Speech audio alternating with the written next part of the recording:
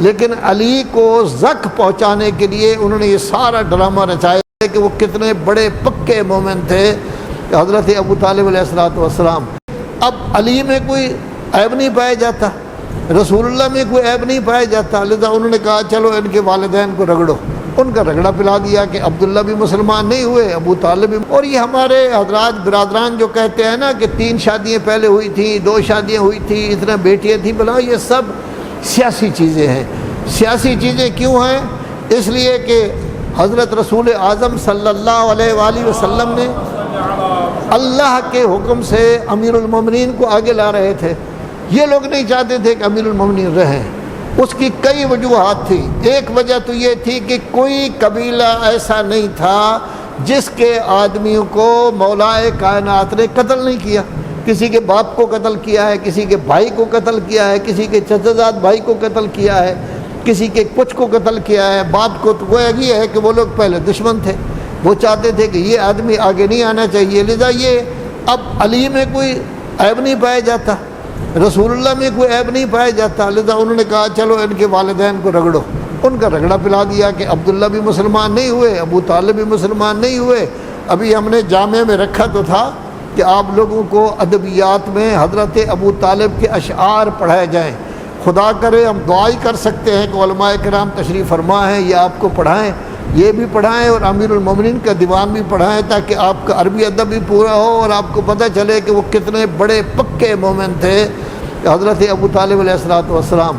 لیکن علی کو زک پہنچانے کے لیے انہوں نے یہ سارا ڈرامہ رچایا کہ فلاں یہ تھا، فلاں یہ تھا، فلاں یہ تھا، یہ سارے کام تاکہ ان کو جو ہے وہ پیچھے کیا جائے اور ہم لوگ آگے آ جائیں۔ اس کے علاوہ ایسی کوئی چیز نہیں تھی۔ تو گویا رسول اللہ اتنے پاک باز تھے کہ جناب خدیجہ نے جو طاہرہ سمجھی جاتی تھی خود بھیجا ہے اپنے ایک عزیز کو کہ میں شادی کرنا چاہتی ہوں آپ کے ساتھ۔ انہوں نے کہا نہیں آپ میرے چچا کو ملے، چچا کے پاس گئے تو انہوں نے کہا ٹھیک ہے میں بات کرتا ہوں، تو بعد میں نکاح بھی ہو گیا، شادی بھی ہو گئی۔ تو حضرت پھر جو ہے وقت گزارتے رہے جس طرح بھی ہے یہ۔ تو گویا کہ رسالت میں آپ نے تجارت کر کے یہ بتا دیا ہے کہ یہ شعبہ بہت اچھا ہے۔ اب تجارت میں سب سے بڑی چیز یہ ہوتی ہے کہ انسان کسی کو نقصان نہ دے، کسی کو تکلیف نہ دے، کوئی غلط کام نہ کرے، کوئی گز ناپنے میں غلط کام نہ کرے، کوئی چیز ایسی نہ ہو کہ جو عیب دار ہو یہ بیچے۔ ان تمام چیزوں کا خیال کرنا ہوتا ہے۔ اگر یہ خیال کیا جائے تو تجارت شعبہ ہے انبیاء و اولیاء کا۔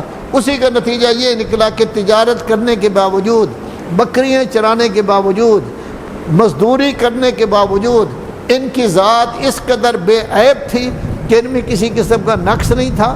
ان کو صادق کہتے تھے، ان کو امین کہتے تھے۔